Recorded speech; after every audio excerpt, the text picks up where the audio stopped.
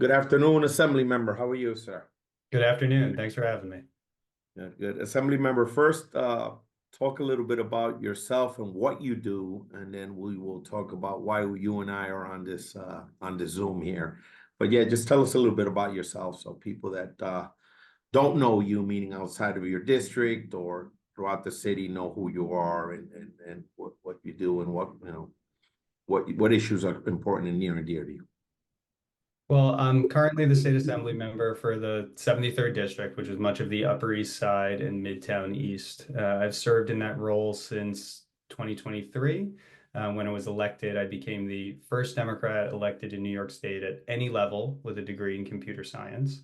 And so I do a lot of legislation around tech and AI, but I also grew up and have spent nearly my entire time in New York and in particular in Manhattan. And so I get to represent my elementary school, PS6, and Wagner and Hunter. My middle school and high school are right nearby. I represent my dad. I really came up in the community, and no knock on those public schools, but the best education I ever got was actually on the picket line with my dad when I was 8 years old, and he and his union were locked out for fighting for better healthcare.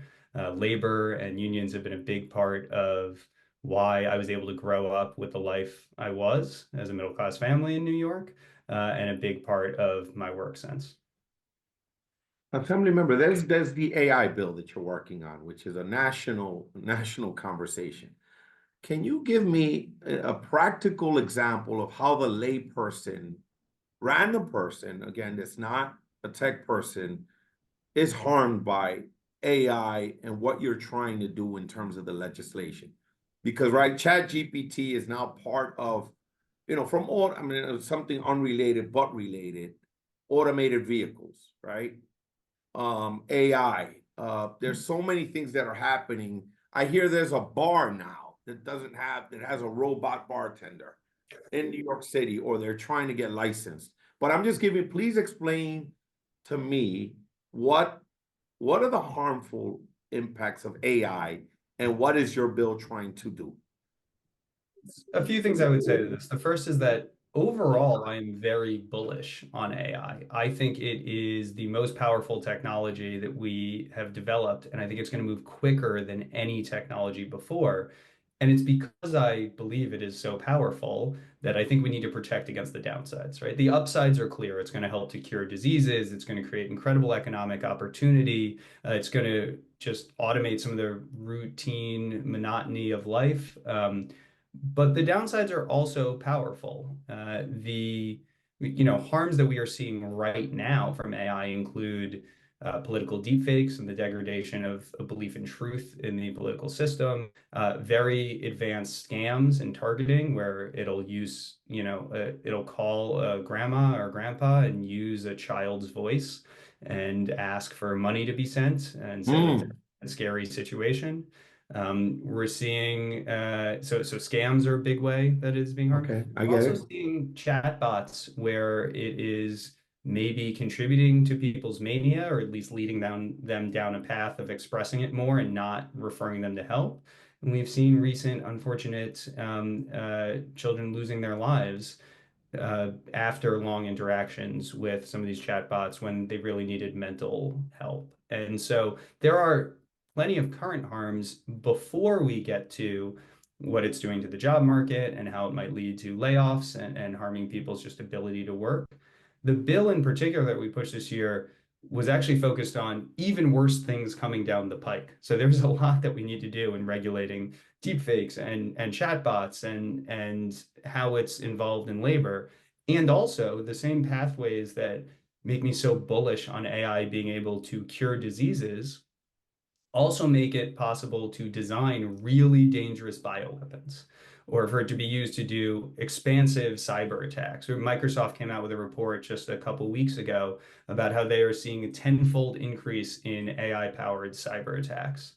We're also seeing places where these algorithms already have the power to design a bioweapon to answer critical biological questions better than PhD virologists.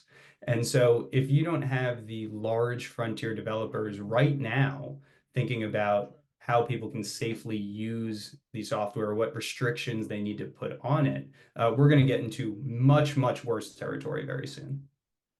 Give me the example of the chatbot for young men and women.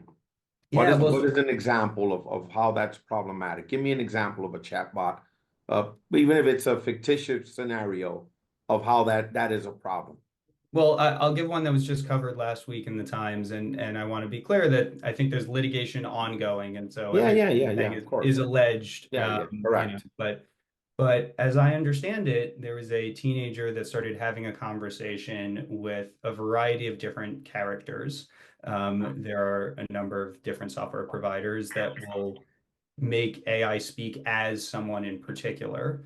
And this teenager really formed a deep emotional bond with a chatbot that was pretending to be Daenerys from Game of Thrones. Oh, okay. And they started communicating in ways that at times, were very a deep emotional bond. At other times were fairly sexually explicit, and none of these kind of pulled out and provided warning signs. The teenagers started spending hours and hours and hours communicating with the chatbot. They got demerits in school. They started doing worse in school. Hmm. The parents weren't sure why. They had tried to really limit screen time and limit social media, but they didn't know to look for these chatbots. And then they seized the child's phone based on a demerit, and that child ended up searching the home to find the phone, found their phone, also found a handgun, and unfortunately took their own life. Wow. And there was communication with the chatbot saying, "I just want to be with you. Like, let's take a step and be together." And there are times when it seemed like the chatbot intervened. If he said anything explicit about taking his own life, the chatbot would say that. But when he used this coded language of "I'm going to take a final step and be together," the chatbot encouraged him to do so. There's Well, so that's like an AI catfish then. in some sense, we've seen other examples where someone said, again, a teenager said that they were going to, um, they were maybe take their own life and that they wanted to leave a noose out so that someone would see it and maybe intervene. And the chatbot told them not to leave the noose out. Wow. So we're living in a new world. Yeah. Assembly member, now let's talk about the actual race. You're running for Congress to replace Congress member Jerry Nadler, who I mean he served for many, many, many years. But I have now, and you've raised over $1 million, right? In what was it, 24, 48 hours, 72 hours? We raised $1.2 million in the bank, not pledges, in the bank in the first 15 hours of the Wow, campaign. that's impressive.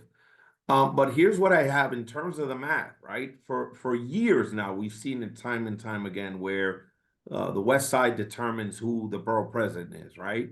Ruth Messenger, Scott Stringer, Mark Levine, now Brad Hoylman, and there may be folks that I'm forgetting, but the East Side, and we saw it with Congresswoman Nadler and Congresswoman Maloney with the redistricting. How do you surmount that? Because you're on the East Side.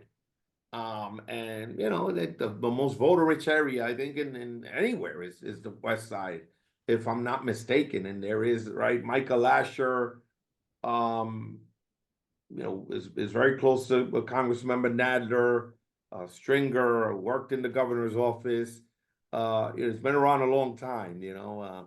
How do you surmount that? And what is the plan to sort of overcome, the numbers? Well, I have a lot of friends on the West Side. Even Gail Brewer, who I have tremendous respect, though she's endorsed otherwise in this race, said, "Oh yeah, we Well, see I Alex." forgot Gail, another West Yeah, Sider, yeah, right? yeah, Yeah. yeah, Go yeah. ahead. I'm sorry I Wonderful, interrupted. wonderful former borough president, city council member, and she said, "Oh, we see Alex on the West Side all the time." So I am all over. That is my reputation. That absolutely no one outworks me. But I'll say that on all of those previous races you mentioned, it was one on the West Side versus one on the East Side. And this is going to be a race with 12 people in it. But even if you limit it to the elected officials, or maybe you limit it to those that have raised over $500,000 in outside sources, there's four of those candidates in this race. Three of them are on the West Side. I'm the only one on the East Side. So Mm. we're all going to go everywhere. We're all going to fight for all our votes. I have the largest base of support to start from. My entire district is in the congressional district. That's not true for Eric Botcher or Michael Lasher. I'm going to have strong representation on the east side, but my goal is to win every single electoral district. You're going to see me everywhere. So I wanna sort of play role play here. I'm the voter on 72nd Street and Broadway, or I forget which is the major stop there. There's a big train station there that's big for retail. Yep. And I'm familiar with Michael Asher. He's the local assembly member, worked for the governor, a lot of policy work for Governor Hochul, worked at the DOE, right? Has been around a long time. Why should I vote for assembly member? And no knock on you, two-term assembly member Alex Boris, right? If I'm thinking experience, and I'm thinking government experience, and I've been around the block a few times. Why should I vote for Alex Boris, right? Well, if you're thinking government experience, I've passed more bills than everyone else in this race combined. And it's been about things that deliver directly for constituents. But beyond that, I'm the only one that has experience both deeply in the private sector and the public sector. And the through line in everything that I've done has been making government work. So even before I was in government, I was doing things like helping the Department of Justice take on the opioid epidemic and helping local governments distribute aid. So I'll put my track record up against anyone, but ultimately, a campaign isn't just about the track record, it's about your vision. It's about what you're actually going to deliver for people in the future. And let's be frank, this is a Democratic primary in the middle of Manhattan. A lot of us are going to be saying the same things. We're going to be talking about climate change and raising the minimum wage, and we're going to be talking about protecting Social Security and all of the standard Democratic fare that is really, really important. And we're all going to be talking about fighting Trump. But fighting Trump is not enough, right? Our democracy is not healthy now, and Trump is a big reason for that. But my question to every voter is, was our democracy healthy in 2016, the day before Trump won an election? No, he is a cause, but he is also a symptom. And what Democrats have been missing is if we're gonna we can't just fight Trump, we have to actually restore our democracy. And that includes standard democratic fare like partisan gerrymandering, campaign finance reform, all these things. And we need to be electing leaders that understand the way that tech is fundamentally changing power. The way social media algorithms are keeping us in our bubbles and making it impossible to have conversation across difference. The way AI is making it impossible to know what is true and also hyper targeting people so that we're not having these conversations. So I think the question to any voter in this election is, listen, you're going to get a really good representative. If you're choosing almost anyone running, you're going to get someone who is going to toe the party line on the vast majority of issues. But when you think about one congressman, what they can add to the conversation, who's bringing something different? Who is bringing something new to the conversation that actually helps solve big national problems and helps restore our democracy? Assemblymember, I wanna just to hear your thoughts on the state of Israel, right? And because it's become a hot topic in the mayoral race, for sure. Language, who said what, two-state, I mean Gaza, on and on. And I know that the former or current Congressmember Nadler is obviously the chair of the caucus in DC. What is your position and what are your thoughts on, what's happening over there, fully understanding that this is a federal thing and even who endorsed who matters in terms of our congressional delegation or senator. So I want to hear your thoughts on what your position is on that issue. What we've seen over the past 2 years has been a tragedy. It was started with a horrific terrorist attack. We have seen far too many, but from Hamas, which needs to be eliminated. We've seen far too many civilians die in the intervening 2 years. I am so encouraged and hopeful that we are nearing the end of that conflict and that this ceasefire holds. Of course, even just last night, I think over 100 people in Gaza were killed in a strike. And so the ceasefire is teetering on an edge.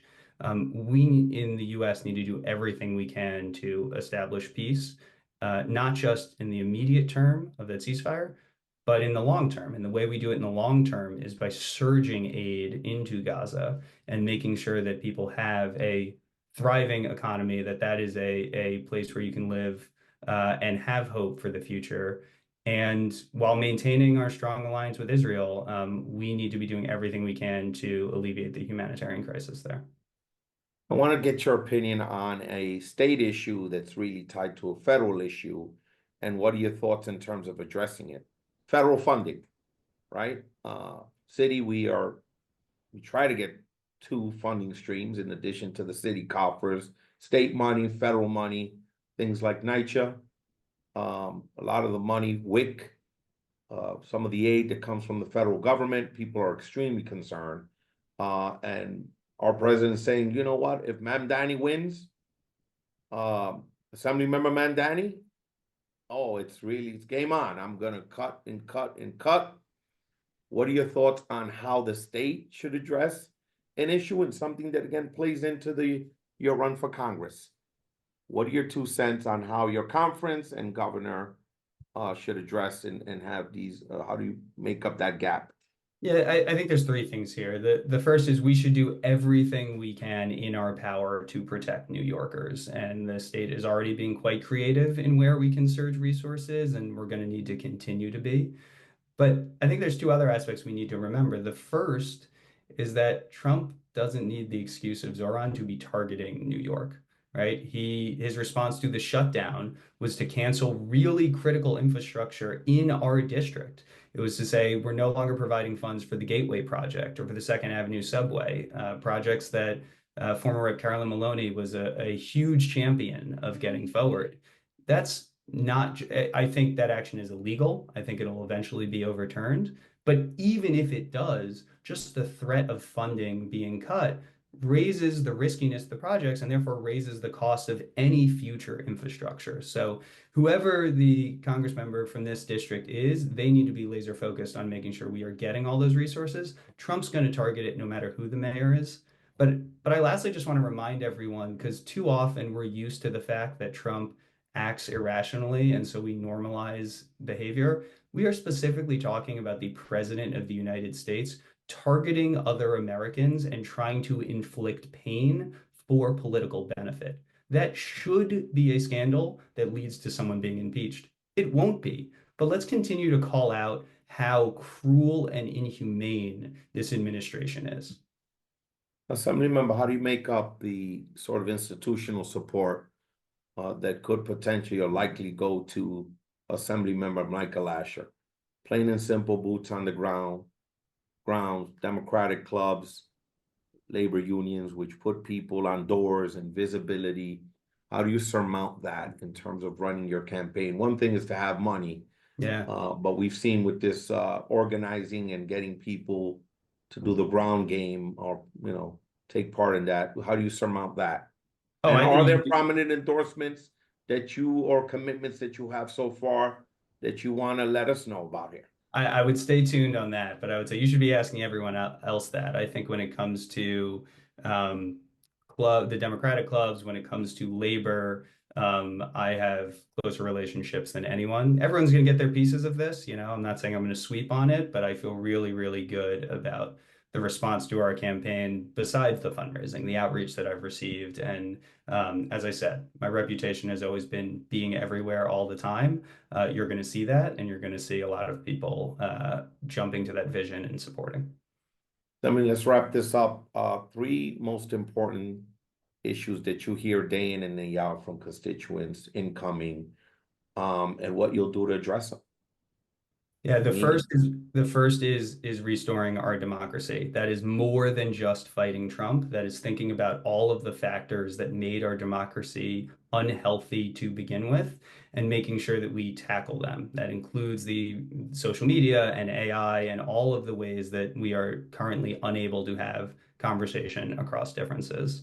The second one is going to clearly be the economy. That is going to be a wide-ranging aspects that includes impacts on jobs, but includes infrastructure funding here in the district.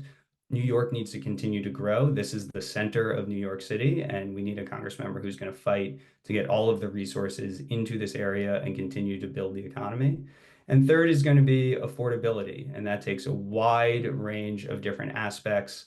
That includes fighting for universal childcare, restoring the child tax credit, finding ways to directly make it cheaper to raise a family, as well as continuing to get more funding for housing, to fight the tariffs that are just a tax on Americans, and all of the ways that the current federal administration is making it harder to live in America.